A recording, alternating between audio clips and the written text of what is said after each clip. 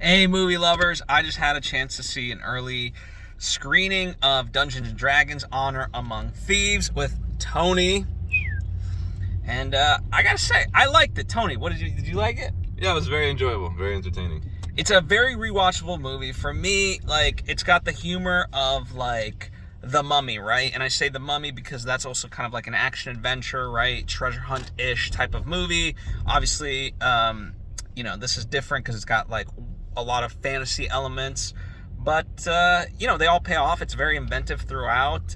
Chris Pine is amazing, Michelle Rodriguez, and the rest of the cast. So I highly recommend checking it out when it comes out. Tony, what do you got to add?